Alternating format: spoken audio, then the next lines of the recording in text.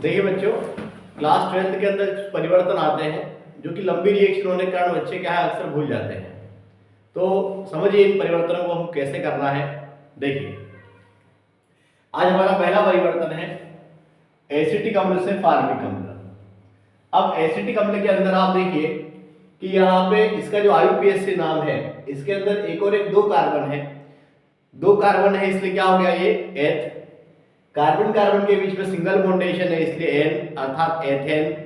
और हमारा क्रियात्मक समूह यहाँ जो है COOH है अर्थात ओइक अम्ल। तो इसका जो IUPAC नाम होता है इसका वो होता है हमारा एथेनोइक अम्ल। उसी प्रकार ये हमारा जो फार्मिक अम्ल है वो एक कार्बन का है, इसका नाम होता है मेथेनोइक अम्ल। देखिए कैसे करना है इनको समझिए आप। ये हमारा है एसिटिक अम्ल CH3COOH। पहले हमको इसकी क्रिया करवानी है अमोनिया से। जब आप अमोनिया से क्रिया करवाते हैं तो ये पूरा आपस में जुड़ जाता है और जुड़कर हमारा CH3COONH4 NH3 यहाँ पर एक H यहाँ पर NH4 अमोनियम एसिटेट बनाता है।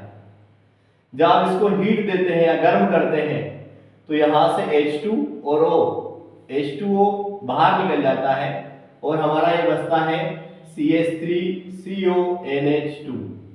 ये हमारा एसिटामाइड बन जाता है। अब इसके बाद में जब आप इस पर हाफमैन ब्रोमाइड अभिक्रिया कराते हैं Br2 और KOH के साथ में, तो जो एक K है यहाँ इस CO को जोड़कर K2CO3 के रूप में क्या है बाहर निकलता है और हमारा जो बचता है वो बचता है CH3NH2 अर्थात मेथिल एमीन। इससे हम इसकी क्रिया नाइट्रस अम्ल से कराते हैं। जैसा कि आपको ज्ञात है किसी भी अम्ल से क्रिया करवाने पर H2O बाहर निकलता है। तो पहले आप यहाँ से H2 यहाँ से O ले लीजिए, या आपने H2O निकाल दिया, आपका N और N यहाँ से N2 बाहर हो गया। हमारे पास जो बचा हुआ है वो है CH3 और OH। CH3 यहाँ से एक O और एक H यहाँ से, तो ये हमारा बन गया है मेथिल एल्कोहल। इस मेथिल एल्कोहल का आप ऑक्सीकरण कराइए किसकी उपस्थिति में, अम्ल की उपस्थिति में। तो अम्ल की उपस्थिति में आपको ज्ञात है कि H2O बाहर निकलता है, H2 यहाँ से O यहाँ से, तो यह आपने यहाँ पे H2O बाहर निकाल दिया है। अब यहाँ पे बचा हमारा कार्बन, एक हाइड्रोजन यहाँ बचा हुआ है, एक हाइड्रोजन यहाँ बचा हुआ है। अब ऑक्सीकरण करवाएंगे इसका। ऑक्सीकरण का मतलब होता है ऑक्सीजन का जुड़ना। तो यह हमारा बन गया फॉर्मेल्डिहाइड। अब फॉर्मेल्डिहाइड का अगर आप फिर से ऑक्सीकरण करा देंगे तो आपका इसका ऑक्सीकरण होगा और HCOOH जो कि आपको प्राप्त करना है फार्मिक अम्ल वो आपको प्राप्त हो जाएगा। तो इस प्रकार से आपको इस रिएक्शन को करवाना है। अब इसका जस्ट हम अपोजिट देख लेते हैं। यह हमारा फार्मिक अम्ल है।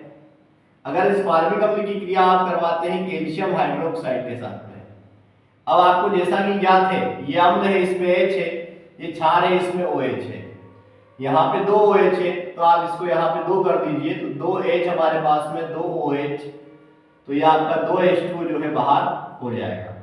क्या बचा हमारे पास में यहाँ से, ये बचा है HCOO। कितनी बार है, दो बार है, तो होल ट्वाइस कर दिया और ये हमारा यहाँ से Ca। ये हमारा कैल्शियम फॉर्मेट बन गया। अब इस कैल्शियम फॉर्मेट की जो रिएक्शन है वो हम कराते हैं किससे, कैल्शियम एसीटेट से। तो जब आप इससे रिएक्शन करवाते हैं इसकी, तो ये भी यहाँ पे दो है, ये भी यहाँ पे दो है, तो आप यहाँ से CH3 दो और यहाँ से CHO दो, तो ये हो गया हमारा 2CH3CHO। तो आपका ये एसिटेल्डिहाइड का फॉर्मेशन होता है और साइड प्रोडक्ट जो है हमारा 2Ca है, ये यहाँ पे 2CO 2 4 2 6, दो पहले ही कॉमन ले लिया आपने, 2 तिया 6। अब इससे हमको अम्ल तैयार करना है, तो अगर आप एसिटेल्डिहाइड का किसी भी एल्डिहाइड का आप ऑक्सीकरण करा दीजिए तो आपका जो अम्ल है वो हमारा तैयार हो जाता है। तो इस प्रकार से ये हमारा एसिटेल्डिहाइड से इस प्रकार हमको एसिटिक अम्ल मिल जाता है। यह हम ये कहे कि हमारा इस प्रकार से मेथेनोइक अम्ल से एथेनोइक अम्ल हमको प्राप्त हो जाता है।